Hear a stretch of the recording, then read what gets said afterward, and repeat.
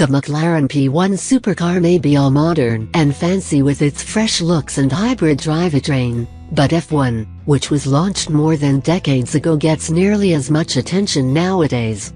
Introduced in 1992 as the most innovative supercar of its time, the F1 went racing in 1995 and won the 24 Hours of Le Mans in its maiden season.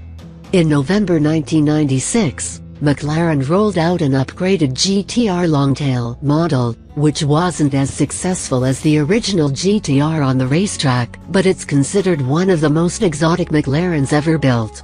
With the Longtail exactly 20 years old as of November 2016, McLaren celebrates by releasing a handful of high-res pictures of a Gulf liveried example.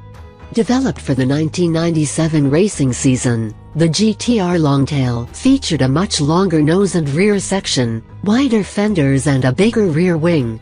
A complete redesign rather than just an update, the Longtail boasted improved aerodynamic downforce in order to compete with prototypes such as the Porsche 911 GT1 and Mercedes-Benz CLK GTR.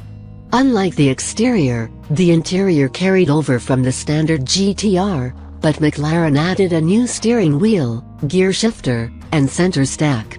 More changes were operated under the hood, where stroke reduction brought the BMW source 6.1-liter V12 down to 6.0 liters in an attempt to prolong its life and improve reliability.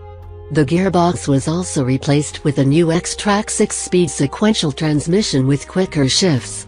FIA spec cars were still limited to the 600 horsepower output imposed by the air restrictor, but cars entered in other series had their engines tweaked to generate as much as 900 horses.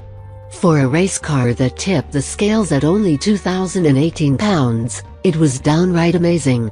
But, despite its redesigned aerodynamics, the F1 GTR Longtail was unable to compete with the new Mercedes-Benz CLK GTR, which won the FIA GT Championship with a comfortable lead. The McLaren teams finished second and third in the standings in what became the F1's final official season in GT racing. At the 1997 24 Hours of Le Mans, the GTR finished second and third, behind the seemingly unbeatable TWR Porsche WSC 95, but ahead of the 911 GT1 and several LMP cars. An impressive performance given the circumstances. One that McLaren takes great pride in, given that the anniversary photo shoot was made with the Gulf liveried, No. 41 Longtail that finished second at Le Mans in the hands of Jean-Marc Gounon, Pierre-Henri Raffinel and Anders Olofsson.